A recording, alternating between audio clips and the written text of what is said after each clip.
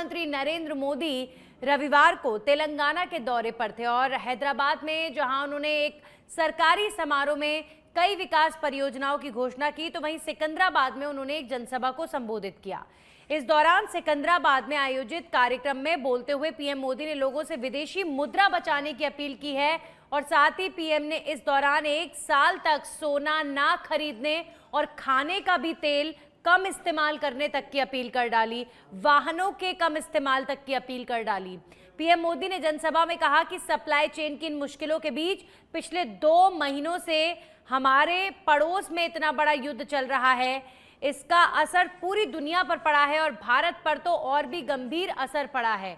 PM के संदेश के बाद कांग्रेस ने जहां सरकार पर हमला बोला है, वहीं अब राजनेताओं की बड़ी बड़ी रैलियों पर भी प्रश्न चिन्ह खड़े हो गए हैं। ईरान के साथ अमेरिका और इजराइल की जंग के बीच शेयर बाजार से लेकर कच्चे तेल, सोने चांदी और रुपये तक हर चीज में भारी अस्थिरता देखी जा रही है।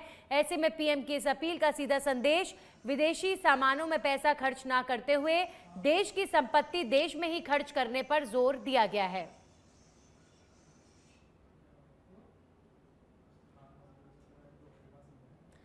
वहीं पश्चिम बंगाल के नए मुख्यमंत्री शुभेंदु अधिकारी सरकार बनते ही एक्शन मोड में आ गए हैं। सीएम शुभेंदु अधिकारी ने सोमवार को पहली कैबिनेट बैठक की है और इसमें 5 बड़े फैसले किए हैं। मीटिंग में शुभेंदु अधिकारी के साथ सभी 5 कैबिनेट मंत्री शामिल थे। मुख्यमंत्री ने इस दौरान कहा कि शासन, सुरक्षा और डबल इंजन सरकार का रोड मैप इस सरकार की प्राथमिकता होगी। पहली कैबिनेट बैठक में राज्य के मतदाताओं, चुनाव आयोग और इस विशाल चुनाव प्रक्रिया में शामिल सभी कर्मचारियों का धन्यवाद किया गया। वहीं कैबिनेट के 5 बड़े फैसलों में आयुष्मान भारत योजना को लागू करना, आईपीएस और आईएएस अधिकारियों को केंद्रीय प्रशिक्षण में भाग लेने की अनुमति देना, बीएनएस यानी कि भारतीय न्याय संहिता लागू करना, बॉर्डर एरियाज में जमीन को ट्रांसफर का काम शुरू करने का फैसला लिया गया है। ये वो प्रमुख फैसले थे जो बंगाल में केंद्र सरकार लंबे वक्त से चाहती थी, लेकिन ममता बनर्जी सरकार के कारण केंद्र सरकार की ये जो योजनाएं या केंद्र सरकार के ये मंसूबे फेल हो रहे थे, जिसे अब शुभेंदु अधिकारी प्राथमिकता से पूरे करते हुए नजर आ रहे हैं। बंगाल में अब एक तरफ जहां जो बॉर्डर एरियाज हैं उनकी काफ़ी हद तक ज़मीन में बीएसएफ को अलॉट किया जाएगा, क्योंकि बहुत सारे एरियाज में बीएसएफ को सरकार अलॉट करना चाह रही थी, लेकिन ममता सरकार लगातार उसे रोक रही थी। तो अब बॉर्डर एरियाज बीएसएफ के पास जाएंगे, जिसकी वजह से जो घुसपैठिए हैं उनके आने का साधन भी खत्म होगा।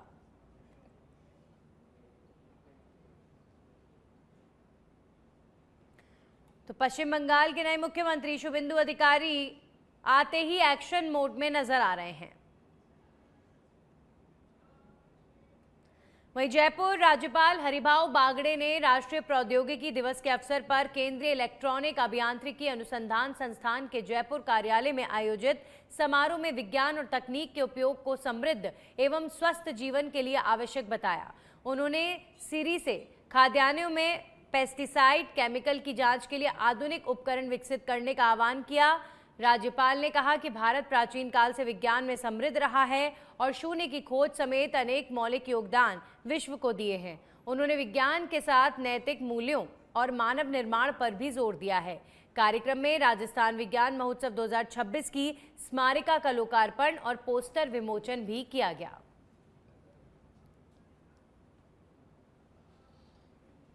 जयपुर से खबर है, जहां पर नेता प्रतिपक्ष टीकाराम जूली ने सिविल लाइन पर जन सुनवाई की है। प्रदेश एवं अलवर जिले से आए पार्टी कार्यकर्ताओं एवं आमजनों से टीकाराम जूली ने मुलाकात की। समस्याओं के समाधान के लिए अधिकारियों को अवगत भी कराया है। तो जयपुर में नेता प्रतिपक्ष टीकाराम जूली की जन सुनवाई। नेता प्रतिपक्ष टीकाराम जूली ने सिविल लाइन स्थित अपने कार्यालय में जन सुनवाई की है और पार्टी कार्यकर्ताओं से एवं जो उनका क्षेत्र है वहां की जनता से, वहां के कार्यकर्ताओं से मुखातिब होते नजर आए। टीकाराम जूली ने लोगों की समस्याओं को सुना और अधिकारियों को अवगत कराया गया। लोगों की समस्याओं को लेकर त्वरित समाधान के निर्देश दिए गए। वहीं डूंगरपुर के सीमलवाड़ा कस्बे में सोमवार को पुनर्निर्मित सोमनाथ मंदिर के लोकार्पण की 75वीं वर्षगांठ के उपलक्ष्य में सोमनाथ स्वाभिमान पर्व के तहत धार्मिक एवं सांस्कृतिक कार्यक्रमों का आयोजन किया गया। कार्यक्रम की शुरुआत सीनियर स्कूल परिसर से निकाली गई विशाल कलश यात्रा से हुई, जिसमें बालिकाएं, आंगनवाड़ी कार्यकर्ता, एएनएम और बड़ी संख्या में महिलाएं पारंपरिक वेशभूषा में शामिल हुईं। यात्रा कस्बे के प्रमुख मार्गों से होती हुई विश्वनाथ महादेव मंदिर पहुंची, जहां श्रद्धालुओं ने पूजा अर्चना कर देश की सुख समृद्धि की कामना की। इसके बाद अतिथियों ने सामूहिक जल अभिषेक कर धार्मिक अनुष्ठान संपन्न किया। कार्यक्रम में पूर्व सांसद कनकमल कटारा और निवर्तमान प्रधान कारीलाल ननोमा समेत कई जनप्रतिनिधियों ने संबोधन दिया। उपखंड अधिकारी विवेक गुर्जर ने कहा कि ऐसे आयोजन समाज को संस्कृति और इतिहास से जोड़ने का कार्य करते हैं। दिनांक 11 तारीख को जो राष्ट्रव्यापी सोमनाथ स्वाभिमान यात्रा आरंभ की गई है और एक पर्व मनाया जा रहा है आदरणीय प्रधानमंत्री मोदी जी के निर्देशन में, उसके तहत ही राज्य स्तरीय कार्यक्रम और निर्देशानुसार समस्त ब्लॉक पर जो हमारे शिव मंदिर है उस पर कार्यक्रम आयोजित किए गए। इसी क्रम में आज सिमलवाड़ा में तालाब पार पर उपस्थित विश्वनाथ महादेव मंदिर में पूजा अर्चना का आयोजन किया गया और जो हमारा सीनियर स्कूल विद्यालय है वहाँ से मंदिर तक कलश यात्रा का आयोजन किया गया। आदरणीय पूर्व कैबिनेट मंत्री कटारा साहब और विधानसभा प्रत्याशी महोदय, अन्य जनप्रतिनिधिगण और समस्त ब्लॉक लेवल अधिकारीगण, कर्मचारीगण और समस्त नगर की महिलाओं ने इसमें भागीदारी निभाई और कार्यक्रम बहुत सफलतापूर्वक आयोजित किया। वहीं बांसवाड़ा में खमेरा थाना क्षेत्र में अज्ञात वाहन की टक्कर से बाइक सवार युवक की मौत हो गई। जानकारी के अनुसार युवक मुडासेल से डूंगर जाने वाले मार्ग के किनारे गंभीर हालत में पड़ा मिला, जिसकी सूचना राहगीरों ने पुलिस को दी। मौके पर पहुंची खमेरा थाना पुलिस ने घायल को जिला अस्पताल पहुंचाया, जहां पर डॉक्टरों ने उसे मृत घोषित कर दिया। मृतक की पहचान अशोक के रूप में हुई है। पुलिस ने शव को मोर्चरी में रखवाकर अज्ञात वाहन की तलाश शुरू कर दी है। प्रारंभिक जांच में मामला हिट एंड रन का माना जा रहा है। तो खमेरा थाना क्षेत्र का ये मामला, अज्ञात वाहन की टक्कर से यह हादसा हुआ, जिसमें युवक को अस्पताल में मृत घोषित कर दिया गया। एक युवक की मौत इस हादसे में हो गई है। युवक के शव को अभी फिलहाल मोर्चरी में रखवाया गया है और ये मामला हिट एंड रन का माना जा रहा है। पुलिस हिट एंड रन के तहत इस पूरे मामले की जांच में जुटी हुई है।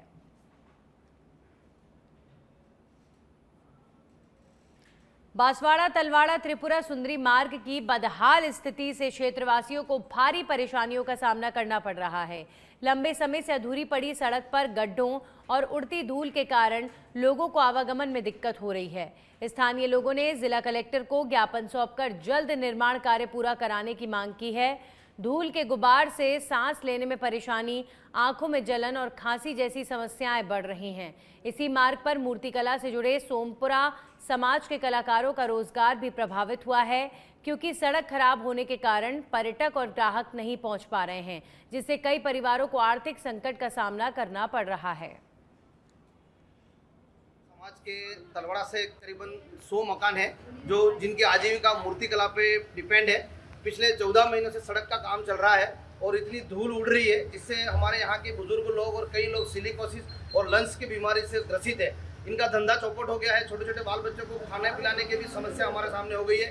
न सरकार सुन रही है। प्रशासन से करीबन हम पिछले 14 महीने से ज्ञापन ही देते हुए आ रहे हैं और सड़क के साथ साथ में साइडों में नालियाँ भी इतनी बड़ी बड़ी बना दी है जिससे दुकान का सड़क से कनेक्टिविटी भी खत्म हो चुकी है। हमसे आप जिला कलेक्टर महोदय से निवेदन है कि जल्द से जल्द इसका निराकरण करवाएं। आज हम परेशान होकर सभी, आज महिलाएं पुरुष सभी करीबन 100 की तादाद में हम लोग यहाँ आए हैं कलेक्टर साहब से निवेदन करने के लिए।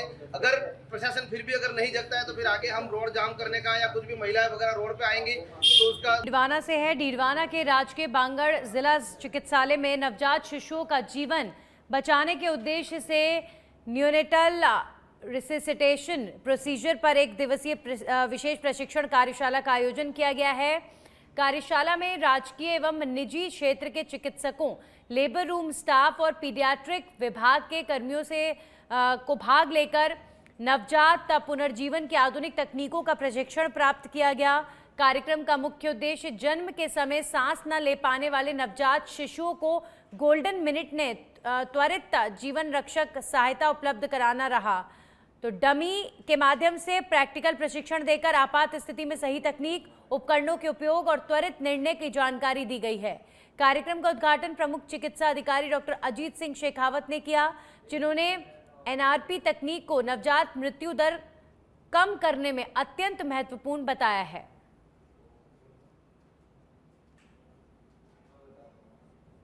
सरकार नवजात शिशु की मृत्यु दर को कम करने के लिए आज हमारे यहाँ ट्रेनिंग रखी है। तो इसमें हमें बताया गया है कि बच्चे का जन्म होते ही 1 मिनट के अंदर बच्चे की जीवन को कैसे सेव किया जाता है, जिसे गोल्डन मिनट कहते हैं। बेसिक एनआरपी की ट्रेनिंग दी गई, जिसमें बताया गया कि डिलीवरी के जस्ट 1 मिनट बाद नवजात शिशु को गोल्डन 1 मिनट में कैसे बचाया जा सकता है। पहले से जो डिलीवरी होती आ रही है, बच्चों को दिक्कत होती जा रही है, उसको हम समय से देखते आ रहे हैं, लेकिन हमें ट्रेनिंग में बहुत कुछ अच्छा बताया गया। उसे हम 1 मिनट में बच्चे को कैसे रिसस्टेट करते हैं, हमें क्या करना चाहिए, विदिन 30 सेकेंड के अंदर हमें क्या ऐसे कदम उठाने चाहिए जिससे हम हर बच्चे को बचा सकें। 10% बच्चे की मोर्टिलिटी रेट है, उसको कम करके 1% तक लाना हमारे स्टाफ के लिए समझाया गया कि ये बहुत ज़रूरी होता है। काफ़ी हद तक हमें इससे मदद मिलेगी और आगे भी हम इसी एनआरपी की मदद से बच्चे को बचाने की कोशिश करेंगे। बांगड़ जिला चिकित्सालय में हम लगातार ऐसे प्रयास करते रहते हैं कि हम यहाँ की सेवाओं की क्वालिटी को सुधारें। अभी आपने पिछले दिनों में देखा होगा कि जो नेशनल क्वालिटी एश्योरेंस का सर्टिफिकेशन हमें मिला था, वो इसी दम पे मिला था कि हम लगातार जो है हमारी सर्विस क्वालिटी को इम्प्रूव करने के लिए एफर्ट्स करते रहते हैं। उसी क्रम में हमारे यहाँ कल ये जो आज ये जो ट्रेनिंग आयोजित की जा रही है, इसमें जो नवजात शिशु है, जन्म के तुरंत बाद जिन बच्चों को सांस शुरू नहीं हो पाती है, उस पहले 2 या 3 मिनट जिनको हम गोल्डन मिनट्स बोलते हैं, उसमें स्टाफ किस तरह के प्रयास करे, कैसी तकनीकों का उपयोग करे कि उस बच्चे की सांस हम पुनः चालू कर सकें। इस तरह की ये विशेष ट्रेनिंग आज जो है स्टाफ को दी जा रही है। इसका किस तरह से आने वाले समय में लाभ मिलेगा और बच्चों की मृत्यु दर को किस तरह से कम किया जाएगा? देखिए, हालांकि हमारे स्टाफ पहले से ये काम करते आ रहे हैं, लेकिन जब नई तकनीक सीखेंगे, नए जो उपाय वो सीखेंगे, तो निश्चित रूप से जो नवजात शिशु जन्म के समय मृत्यु को प्राप्त हो जाते हैं, उनको बचाने में ये सहायक सिद्ध होंगे। एनआरपी डे मनाया जाता है, जिसमें ये लगभग हर 10 तारीख को हर साल मनाया जाता है, जिसके उपलक्ष्य में हम ये समय समय पर इस तरह की हमारे स्टाफ को और डॉक्टर्स को इसकी ट्रेनिंग दी जाती है। ये उन स्टाफ और उन डॉक्टर्स के लिए जो सबसे पहले बच्चे का जब जन्म होता है तो सबसे पहले जिनके कॉन्टैक्ट में रहता है। शिशु मृत्यु दर कम करने के लिए आज एनआरपी की ट्रेनिंग दी गई है, जिसमें जो प्रथम लेबर रूम स्टाफ होता है, उनके पास सबसे पहले बच्चा, जैसे माँ के गर्भ में बच्चा क्या कॉर्ड से सांस लेता रहता है, जैसे ही कॉर्ड से डिस्कनेक्ट होता है तो बच्चा क्या है कि बाहर आते ही उसके सांस। वहीं धौलपुर के सरमथुरा शहर के बेंदलपाड़ा मोहल्ले में देर रात चोरी की नीयत से एक बदमाश घर में घुस गया और चौक में सो रही वृद्ध महिला के हाथों में पहनी सोने की चूड़ियां और गले से मंगलसूत्र लेकर फरार हो गया। घटना के समय 85 वर्षीय पीड़िता राम प्यारी के चिल्लाने पर परिजनों की नींद खुली, लेकिन तब तक आरोपी भाग चुका था। सूचना पर सरमथुरा थाना पुलिस मौके पर पहुंची और जांच शुरू की गई। पुलिस ने आसपास के सीसीटीवी फुटेज खंगालने शुरू कर दिए हैं। अग्रवाल समाज अध्यक्ष संजय अग्रवाल ने घटना की निंदा करते हुए जल्द आरोपी की गिरफ्तारी की मांग की है। पुलिस का कहना है कि मामले का जल्द खुलासा किया जाएगा। हमारे समाज की सबसे बुजुर्ग महिला, इनका हाथों में से चूड़ियों को ले जाना, गले में से मंगलसूत्र को ले जाना, अग्रवाल समाज इसका घनघोर विरोध कर रहा है। आपको 1:11 पर माँ ने मुझे जगाया, केवाड़ खटखटा के मैं बाहर निकल के आया तो माँ ने बोला था कि मेरे दोनों हाथों में से कोई चूड़ियाँ उतार के ले गया ऊपर से। मैंने ऊपर केवाड़ खुलवा के ऊपर चारों तरफ देखा तो मुझे कोई नहीं मिला। फिर बाद में देखा इनके गले में एक माला थी, उसमें सोने के मोती थे और पत्री थी, उसको भी ले गया। और बाद में देखने पर इसके बिस्तर पे एक ब्लेड मिला जिससे इसको माला को काटा गया। माँ रात को घबरा गई। रात को हमने पुलिस को इन्फॉर्मेशन दी, रात में पुलिस आई, उसने तहकीकात की। सुबह थानेदार जी भी आए, उन्होंने भी आश्वासन दिया। दौसा के सिकराय के कालवान गांव की नले वाले प्रजापतों की ढाणी में रास्ते की समस्या को लेकर परिजन शव को लेकर एसडीएम कार्यालय पहुंचे और मृतक गिरिराज प्रसाद प्रजापत की बीती रात मौत हो गई थी, लेकिन ग्रामीणों का आरोप है कि ढाणी तक जाने वाला रास्ता बंद होने के कारण एम्बुलेंस तक नहीं पहुंच सकी। परिजनों ने बताया कि पहले से बना सीसी रोड अतिक्रमण के कारण बंद कर दिया गया, जिससे आवागमन पूरी तरह बाधित हो गया। कई बार शिकायत के बावजूद समाधान नहीं होने से आक्रोशित परिजन शव लेकर प्रदर्शन करते हुए प्रशासन से स्थायी समाधान की मांग पर अड़े रहे।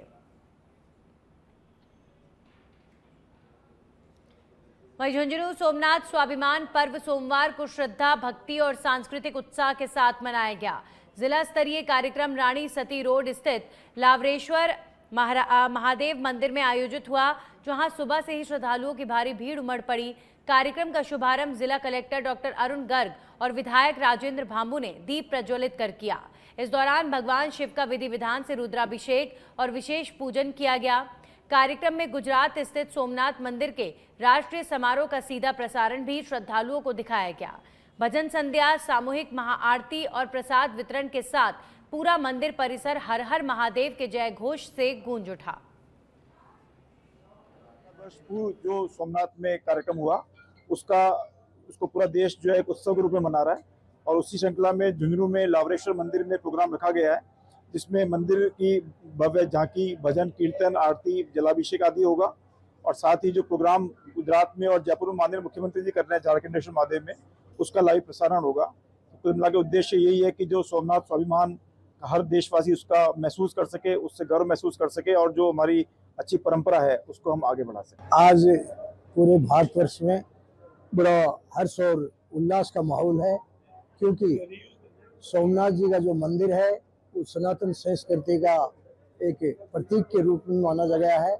तो उसको आज 1000 वर्ष पूरे हो गए, और स्वाभिमान के रूप में इसलिए मनाया जाता है इस उत्सव को कि अनेक बार विध्वंसकारियों ने इस मंदिर को विध्वंस किया, और फिर भारतीय सनातन संस्कृति द्वारा इसका सर्जन हुआ।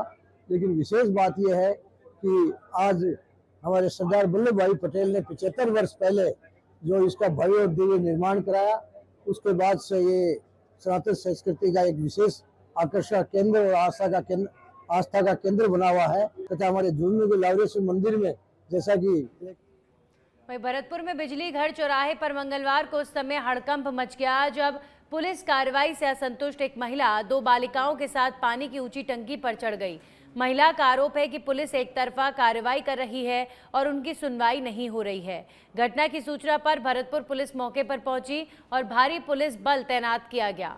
पूरा मामला सूरजमल नगर में ठाकुर और मीणा पक्ष के बीच गाय बांधने और चोरी के संदेह को लेकर हुए विवाद से जुड़ा है, जिसमें पहले दोनों पक्षों के बीच पथराव भी हुआ था। पुलिस ने मामला दर्ज कर जांच शुरू कर दी है। फिलहाल प्रशासन द्वारा समझाइश जारी है और महिला और बालिकाओं को नीचे उतारने के प्रयास किए जा रहे हैं। 5/5/20 को सूरजमल नगर में ठाकुर और मीणा दोनों ये पड़ोसी हैं, उनको गाय बांधने और गाय चोरी होने के संबंध में झगड़ा हुआ था, पत्थरबाजी हुई थी, और दोनों पक्षों का मुकदमा थाने पर दर्ज है, और जिनका अनुसंधान Shri Ramnath ji DISP STC cell द्वारा किया जा रहा है। उनका मेडिकल वगैरह करवा दिया और कार्रवाई की जा रही है। लेकिन आज पता चला है कि लेडीज़ यहाँ टंकी पर चढ़ी है, जो कार्रवाई ना होने की मांग को लेकर चढ़ी है, जबकि कार्रवाई इनके बयान वगैरह नक्शामों का मेडिकल सब कराया गया है और नियमानुसार कार्रवाई इनकी की जा रही है। फिर भी इनसे बात करके और प्रयास कर रहे हैं भाई इनकी क्या मांग है, क्यों चढ़ी है, इसके लिए प्रयास किया। और अब खबर श्रीगंगानगर के रावला से खबर है। 4 KLM वाटर वर्क से गांव में पेयजल सप्लाई बंद, लेकिन टैंकर चालकों को दे रखी है खुली छूट। ग्रामीणों ने PHED विभाग को अब अवगत कराया है, और अभी फिलहाल जो ग्रामीणों का आरोप है वो भेदभाव को लेकर लगाया गया है।